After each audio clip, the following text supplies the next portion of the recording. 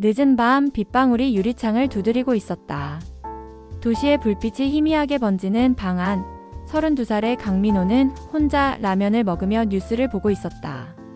그의 하루는 늘 같았다. 야근, 라면, 무표정, 그리고 정마. 그런데 그날은 달랐다. 화면 속 뉴스 인터뷰에서 낯선 남자가 등장했다. 윤태호 봉사활동가, 지역 사회 이슈를 다루는 인터뷰 중이었다. 그런데 민호의 눈이 커졌다. 나. 모니터 속 남자의 얼굴이 자신의 거울 같았다.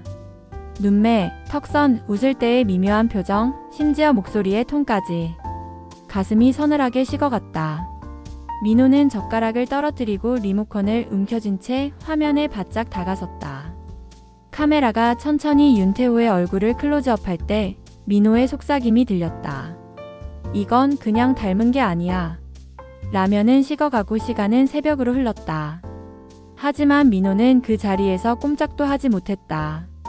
그는 마치 텔레비전 속 자신을 바라보는 듯한 기분에 사로잡혀 있었다. 창밖엔 비가 내렸지만 그의 머릿속은 불길했다. 저 사람 나랑 무슨 관계지? 다음 날 민호는 평소처럼 출근했지만 마음은 다른 세상에 있었다. 커피를 마시며 컴퓨터를 켰지만 눈앞의 숫자들이 아무 의미도 없었다. 회의 중에도 그 얼굴이 계속 떠올랐다. 마치 기억 속 어딘가에서 본 듯한 익숙한 그림자처럼. 퇴근 후 그는 곧장 노트북을 켰다. 방송국 공식 홈페이지, 프로그램 다시 보기, 출연자 소개 페이지. 윤태호 33세, 지역 사회봉사활동가. 그리고 SNS 주소 하나. 민호는 심장이 쿵쿵 뛰는 걸 느꼈다. 손끝이 떨렸지만 메시지를 입력했다. 죄송합니다. 실례일 수도 있지만 혹시 가족관계 검사를 해보신 적 있나요? 전송 버튼을 누른 순간 세상이 조용해졌다. 그는 핸드폰을 내려놓고 천천히 숨을 내쉬었다. 이 짧은 문장이 그의 인생을 바꿔놓을지도 모른다는 생각이 들었다. 침묵이 흘렀다. 그날 밤 침대에 누운 민호는 천장을 바라보며 중얼거렸다. 만약 정말 내 형제라면 세상은 얼마나 잔인한 거지. 며칠 뒤 알림음이 울렸다. 가족관계요? 무슨 말씀이세요? 태호의 답장은 짧았지만 그 문체는 묘하게 친숙했다. 몇 마디 주고받은 대화 끝에 두 사람은 사진을 교환하기로 했다. 사진을 본 순간 민호는 숨이 멎었다. 거울을 보는 듯 했다. 왼쪽 귀 밑점 웃을 때 오른쪽만 올라가는 입꼬리, 그리고 유난히 깊은 눈매. 민호는 손으로 얼굴을 가렸다. 이건 진짜야.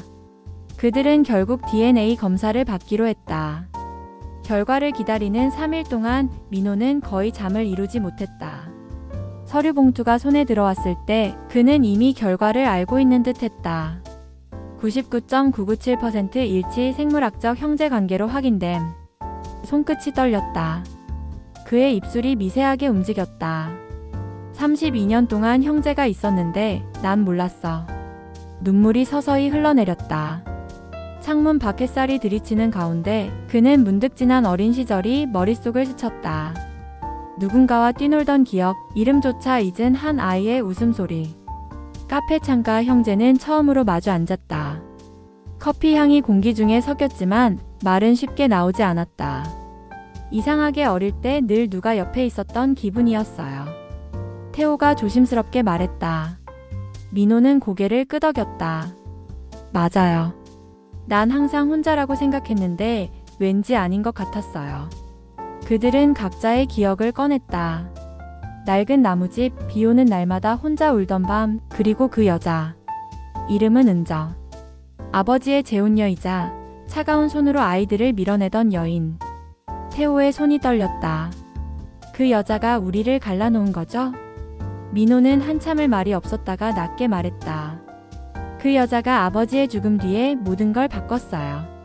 두 사람은 동시에 느꼈다. 32년의 공백이 서서히 한 점으로 이어지고 있었다.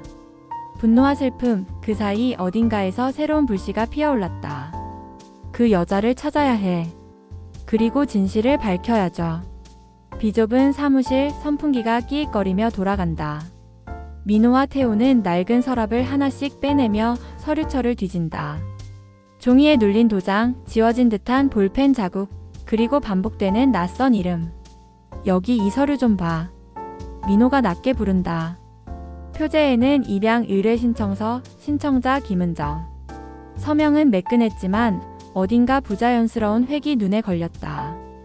태호가 확대경을 가져와 모서리를 비춘다. 포토카피 흔적 원본이 아니었어. 서명칸 아래엔 보험금 정산 날짜와 몇 시간 차이로 찍힌 입양 의뢰 도장이 있었다. 그날 그 시간, 두 형제가 서로 다른 기관으로 나뉘어 들어가던 날, 민호는 숨을 고른다. 우릴 분할 정리한 거야. 카드처럼. 사무실 구석에서 관리인이 중얼거린다. 그때 다들 바빴지. 서류가 많았거든. 바빴다는 말이 이렇게 잔인할 줄 그들은 몰랐다. 형제는 서류철을 조심스레 접어 가방에 넣었다. 이제 이 이름을 끝까지 추적하자. 문 밖으로 나오는 순간 오후의 뜨거운 공기가 피부에 들러붙었다. 지난 32년이 갑자기 현재가 되어 두 사람을 밀어붙이는 것 같았다. 형제는 흩어진 퍼즐 조각을 지도처럼 펼쳤다.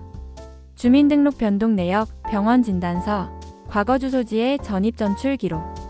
중첩되는 한 지점이 나타났다. 오래된 정신요양병원. 여기에서 이름이 끊겨. 태호가 손가락으로 날짜를 짚는다.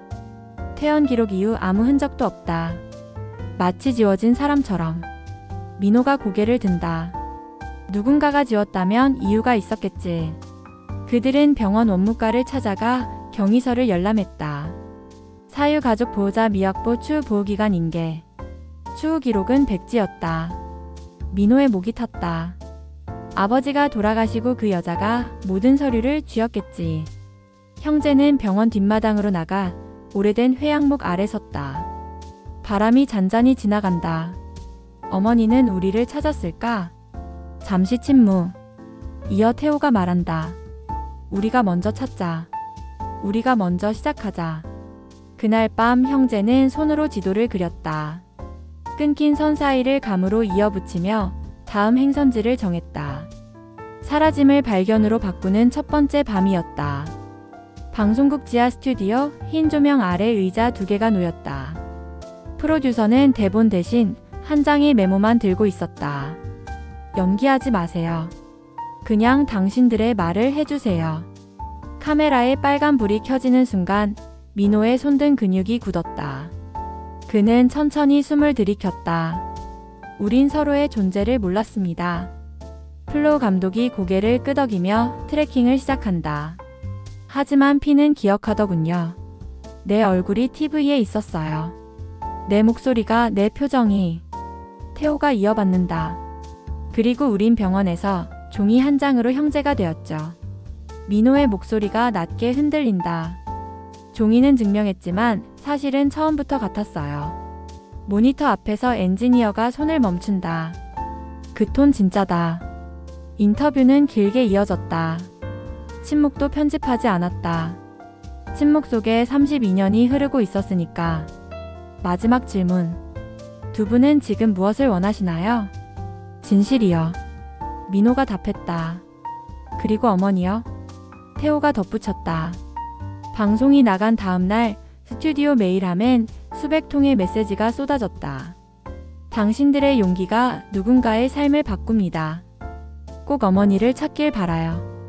그중 제목이 비어있는 메일 하나가 눈에 들어왔다. 열자마자 2줄의 문장이 떴다. 김은정을 압니다. 이름을 여러 번 바꿨고 지금은 남쪽 작은 마을에 살아요. 서명이 없었다. 발신 IP는 공공 와이파이. 제작진이 긴급 회의를 열었다. 가짜 제보일 수도 있습니다. 아니면 위험을 감수한 내부자. 민호가 조용히 말했다. 우리가 직접 가보죠. 그날 오후 형제와 PD, 작가, 촬영 감독 한 팀이 차에 올랐다. 차창 밖으로 여름의 빛이 빠르게 흘렀다. 라디오에서 뉴스가 흘러나왔다. 실종 가족을 찾는 프로그램 화제. 태호가 창문에 이마를 댄다. 제발 이번엔. PD가 뒤에서 낮게 말했다. 우린 기록하러 가는 거야. 모욕 주러 가는 게 아니라. 민호가 고개를 끄덕였다.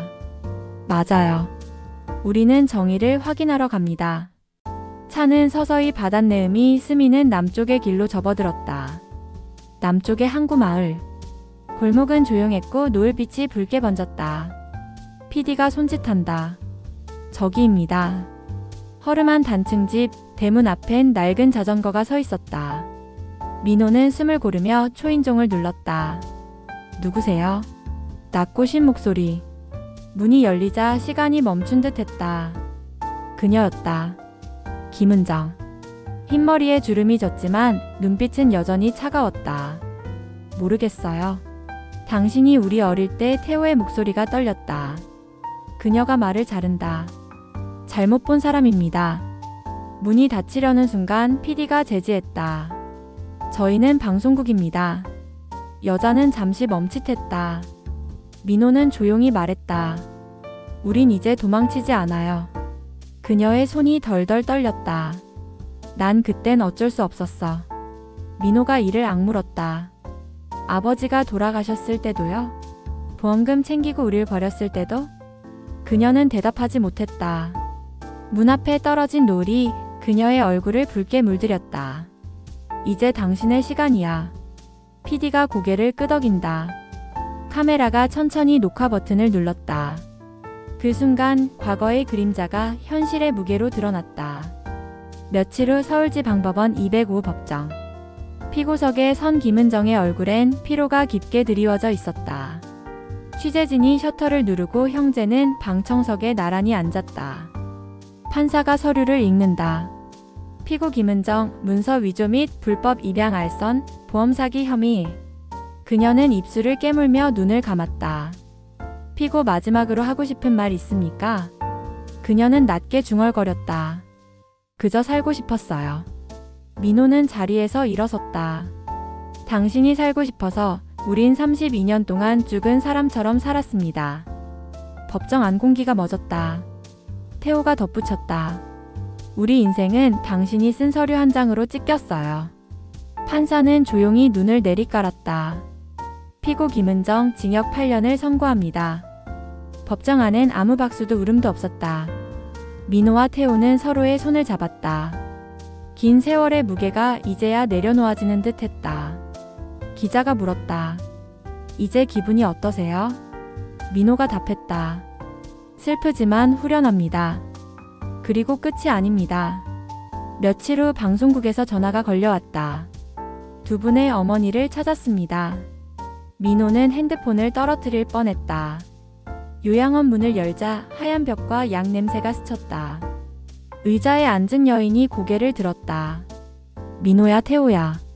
시간이 멈췄다. 민호는 무릎을 꿇고 그 손을 붙잡았다. 엄마, 이제 괜찮아요. 태호는 울음을 삼키며 어머니의 어깨를 감쌌다. 우린 찾았어요. 세상이 우리를 갈라놨지만 다시 만나게 됐어요. 어머니는 흐느꼈다. 그 여자가 널 데려갔을 때 난 아무것도 못했어. 민호는 고개를 저었다. 이제 그럴 필요 없어요. 그건 다 지난 일이에요. 세 사람은 오래도록 울었다. 요양원 창밖에 햇살이 하얗게 스며들며 잃었던 세월을 부드럽게 덮어주고 있었다. 그날 카메라 감독은 조용히 렌즈를 내렸다. 이 장면은 편집하지 말자. 모두의 눈이 젖어 있었다. 몇 달 후 세 사람은 한 지붕 아래서 함께 살고 있었다. 부엌에선 된장국 냄새가 나고 벽엔 세 사람의 사진이 걸렸다. 민호는 식탁에 앉아 따뜻한 밥을 한 숟가락 뜨며 말했다. 우리 가족 참 늦게 완성됐네요. 어머니가 웃었다. 그래도 완성됐잖아. 태호는 조용히 미소 지었다. 잃은 시간은 돌아오지 않지만 대신 마음이 돌아왔어요. 민호가 어머니를 바라봤다. 이제 우리 이야기로 누군가의 희망이 되었으면 좋겠어요. 그녀는 손을 맞잡으며 말했다. 진실은 숨을 수 있어도 사라지지 않는단다. 창문 밖으론 햇살이 가득했다. 어머니는 다시 말했다. 우린 서로를 잃었지만 결국 찾아냈어. 그게 기적이지. 민호의 목소리가 내레이션으로 바뀐다. 피는 끊어질 수 있어도 마음은 사라지지 않는다. 이건 끝이 아니라 또 다른 시작이었다.